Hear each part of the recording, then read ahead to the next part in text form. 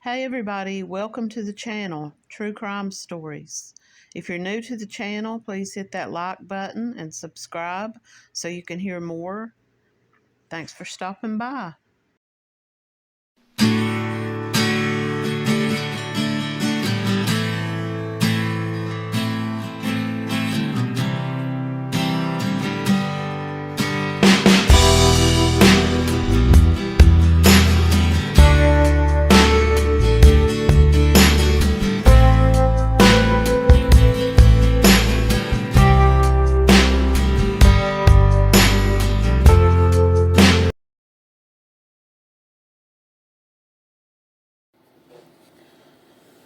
I wanted to say to keep in mind as you get ready to start watching this next story, I made this video quite some time back and I've held on to it for a while, and it wasn't the best quality. The sound and everything may not be the best quality, but I wanted to follow up on my last video about the evil vampires and the Hollywood and all that. This kind of is a similar tale, and I just wanted to let everyone know if the sound is not that great, it's because I made the video quite some time back and I held on to it. I put it in archives and I wanted to post it now. The 27 Club is an informal list consisting mostly of popular musicians, artists, actors, and other celebrities who all died at the age of 27. It remains a cultural phenomenon, with many celebrities who die at 27 noted for their high-risk lifestyles. Now, you may not have ever heard of the club, but chances are you've heard of many of their members, such as Janis Joplin, Jimi Hendrix, Jim Morrison from The Doors, Kurt Cobain, Amy Winehouse. Now, Brian Jones's case is just a little different, and I'm going to compare it to this next person that I'm going to speak about. Brian Jones was found drowned in a swimming pool, and they believe that he was probably using drugs, maybe alcohol at the time. I think his death was ruled an accidental drowning, but many people believe that there was more to it, and throughout the years it's become this conspiracy. So it would have taken me a very long time to have covered each and every one of these people individually, but I did choose two that I wanted to make separate videos about. One being, of course, Robert Johnson, who I spoke about earlier in the video about the Hollywood industry and the vampires and all that. And then also I wanted to do a separate video about his life and the mystery surrounding him. And also Brian Jones from the Rolling Stones. And anybody who knows me personally knows that I have a personal love and connection with the Rolling Stones. So I wanted to talk about Brian Jones separately as well. This mystery of who done it and why would they have done it. There's a couple of people who belong to the 27 Club that you probably have never heard of. And I'm going to talk about a couple of them here today. Drugs and alcohol contribute to these people's death. Jim Morrison was the lead singer for The Doors, and he was one of the first people to be associated with the 27 Club. But let's jump back in time. Most of these people died between 1969 and 1971. There has been this theory floating around out there that these members of this club, Janis Joplin, Brian Jones, Jimi Hendrix, and Jim Morrison, who all died within that 3-year span, were probably using heroin and had probably gotten a hold of some heroin that was laced with something else, or they either died from a heroin overdose or they had gotten a hold of some heroin that just, killed them. Not from just an overdose, but because it was bad heroin or it was laced with something else. Kurt Cobain is said to have taken his own life. But this leads to another conspiracy theory as to, did he really take his own life? Many people have said that he was murdered. Many people have said that his wife at the time murdered him. And others say that it had something to do with the group that he was in. Now, Kurt Cobain was in a band called Nirvana. Kurt Donald Cobain was an American musician who was co-founder, lead vocalist, guitarist, and primary songwriter for the band Nirvana. Kurt Cobain was born in 1967 and died in 1994 at the age of 27. They've listed his cause of death as suicide by gunshot.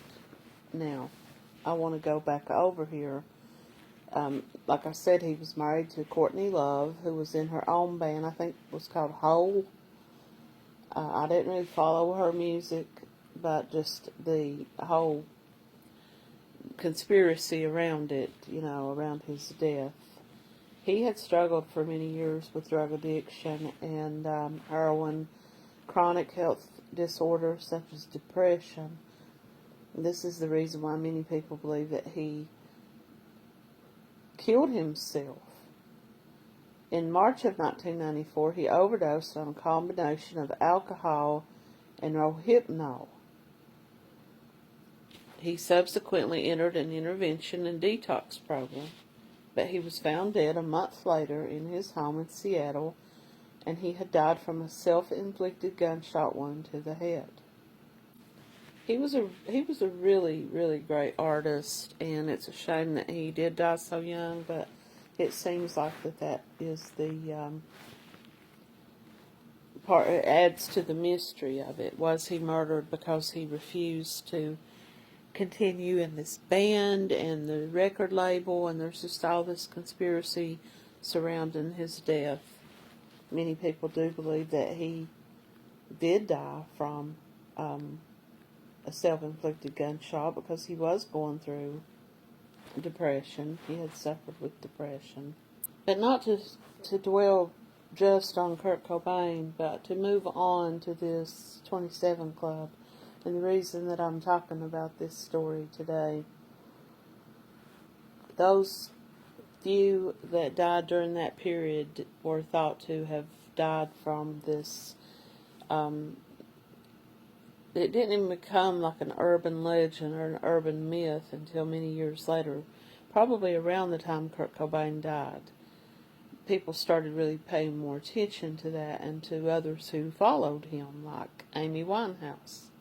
Someone wrote a book about this phenomenon, the 27s, the greatest myth of rock and roll, claimed that Kurt Cobain's two uncles and one great-uncle had all committed suicide, and that his mother had told him, don't join that stupid club, because he was suffering with depression. And she had said to him, and when she spoke later to the press, she mentioned that club, and everyone thought she was talking about this group of musicians and artists, but this writer says she was actually referring to her own family members, two of Kurt Cobain's uncles and a great-uncle, who had all committed suicide.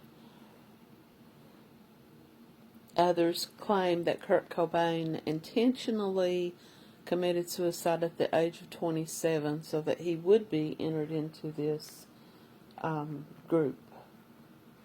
And so 17 years after the death of Kurt Cobain, Amy Winehouse died at the age of 27. This brought a swell of media attention. 3 years earlier, Amy Winehouse's personal assistant, Alex Haynes, told the British press that they feared that Amy, age 25 at that time, would join this club because she was suffering from drug addiction and alcohol addiction, and so she became part of this cultural phenomenon of these young people who died.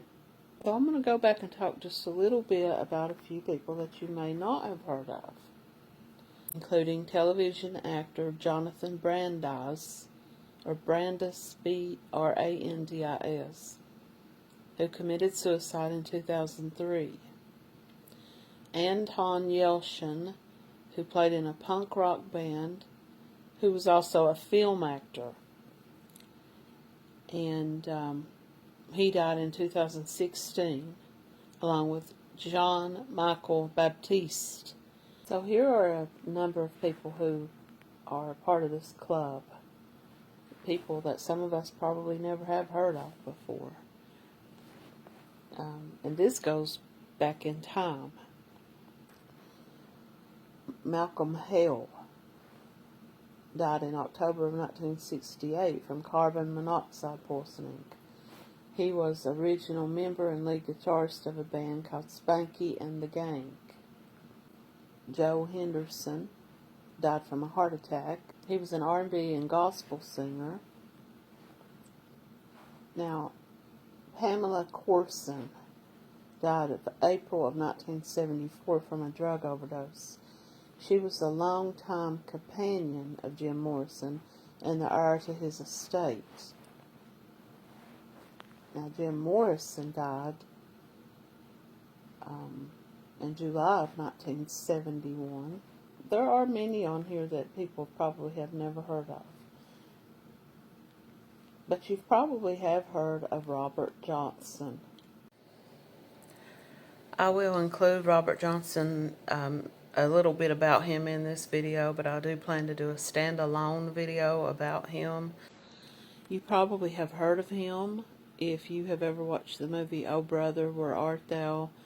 The young black guitar player that they picked up at the crossroads was based on Robert Johnson.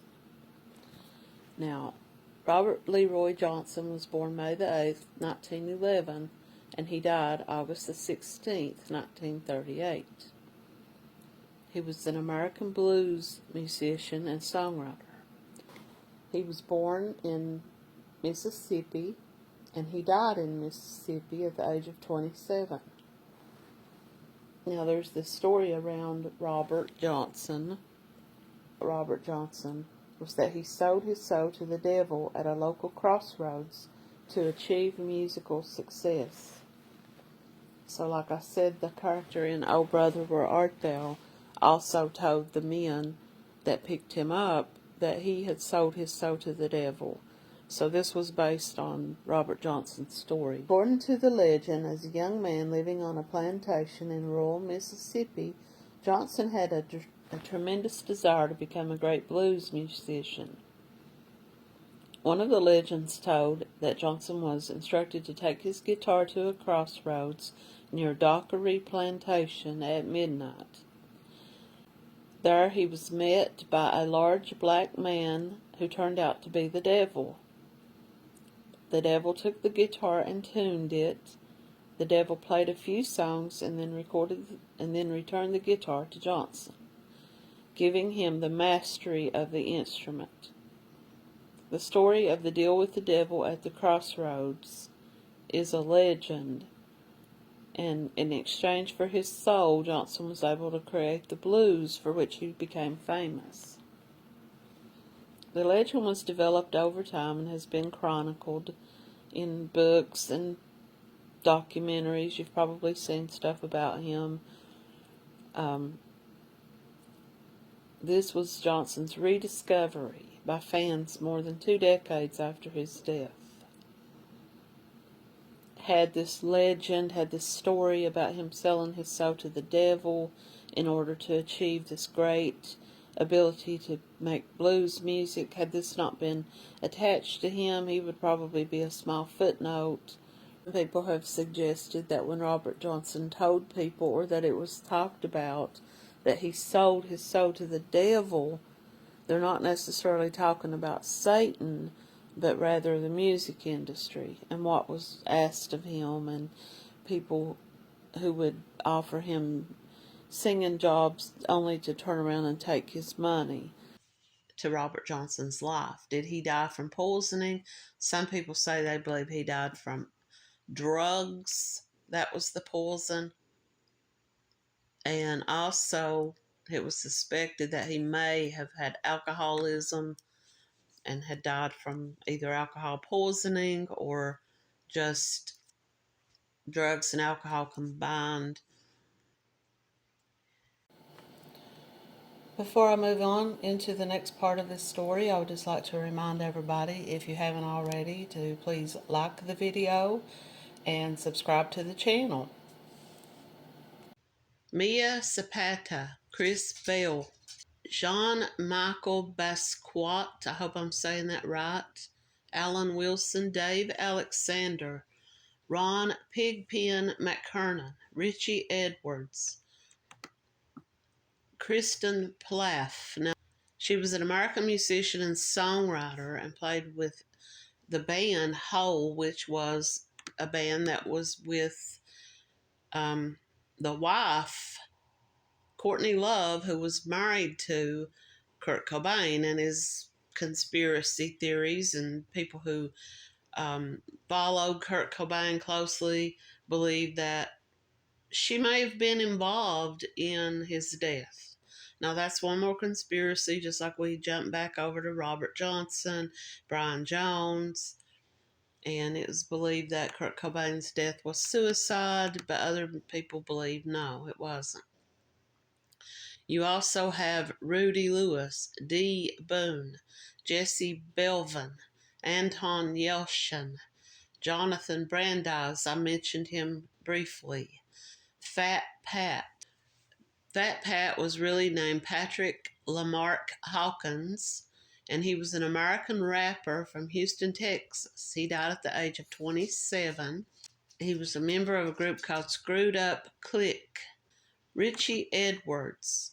Richard Edwards was also known as Richie, and he was a Welsh musician. Richard James Edwards disappeared February 1995 and was declared dead November of 2008. He was known for his dark political songwriting.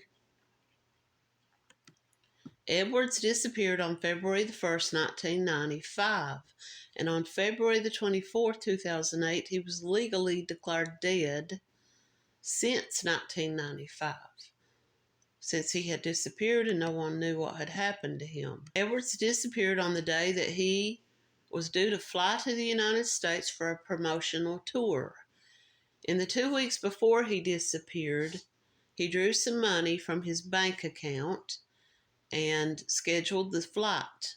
It is unknown if he intended to spend the cash while he was here in the United States or whether it was a plan for him to disappear. So some people say over the years that they believe that Edwards has been spotted in India. Some people don't believe that he died, but that he faked his disappearance. He planned out his disappearance in order to get away either from this lifestyle. He no longer wanted to be a part of this anymore, or that something more sinister happened to him. Alan Wilson, 1970. He was nicknamed Blind Al. He was an American musician and was part of a band called Canned Heat. Now, I actually have heard of this band. He was called Blind Al because he had poor vision, and it doesn't go into any detail about his death. Mia Zapata was an American musician. So as you can see, most of these people were musicians. Jimi Hendrix died in 1970 from a heroin overdose rather, as well as Janis Joplin. Of course, Amy Winehouse being one that is from our generation, and she was a troubled woman who had trouble with drugs and alcohol, but she was so talented, very, very talented woman. She had a beautiful, talented vocal voice, and it's just a shame that her life ended so tragically. And I just wanted to kind of do a story about this 27 Club, whether these people died just The fact that they all died at the age of 27 is the big mystery. I think one of the conspiracy theories involved around the 27 Club involves Brian Jones of the Rolling Stones. Now, Brian Jones was a founding member of the band. He actually is credited with giving the band their name and formed the band and brought in Keith Richards and Mick Jagger. Now, this would have been in 1962, and it started out as kind of a British blues outfit. And this takes us back to Robert Johnson, because it is said that the blues, the southern black blues music, influenced a lot of the British bands, including the Rolling Stones. And that's kind of how the band started out. But it is also said that once Jagger and Richards began to write songs together, they kind of wanted to take the band in a different direction.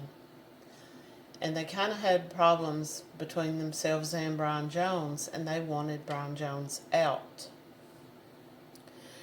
And they say that Brian Jones began to drink heavily and use drugs. And the other band members were saying that he was becoming more unreliable within the band. And so in 1969, the Rolling Stones dismissed him and brought in a new guitarist named Mick Taylor. Not even a month later, Jones died of drowning at the age of 27 at his swimming pool at his home in England. He was inducted into the Rock and Roll Hall of Fame in 1989. Now, many people don't believe that it was a simple drowning. A lot of people believe that he was murdered. Most people contribute it to drunkenness. He fell into the pool, was in a state of drunkenness or drugs, and drowned. And so that's just a mystery of Brian Jones' death. Nobody was really ever able to give a real answer about if he was drowning in the pool and there were 3 or 4 other people there, did anyone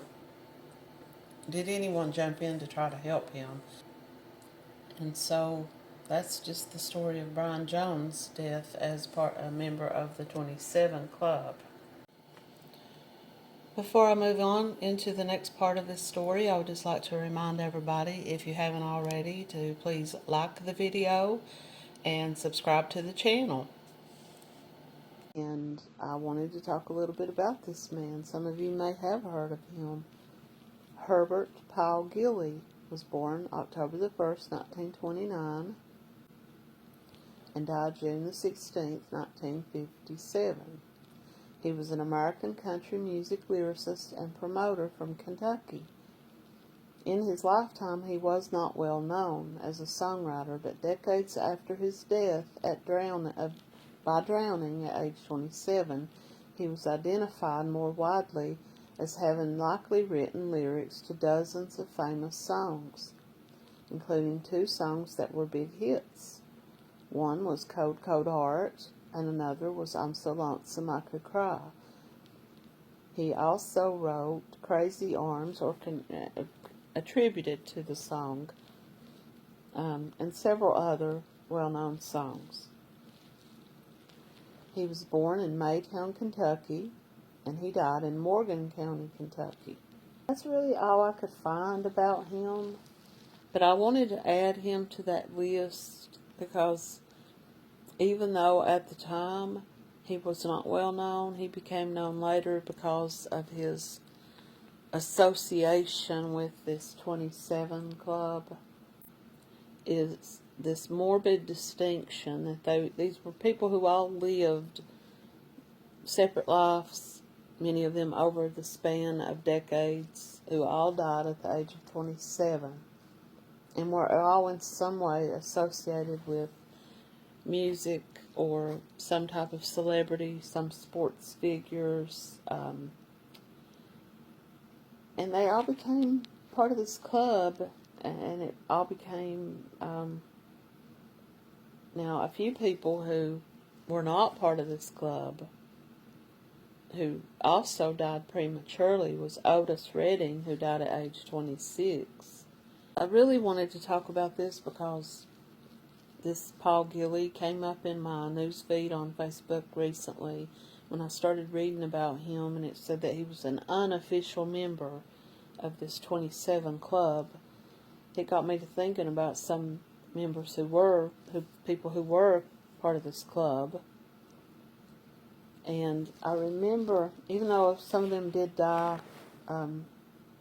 many of them were, their deaths were attributed to drug overdoses. I remember watching a show. Dr. Drew Pinsky had a talk show on some years back, and he talked about the likelihood of someone who begins using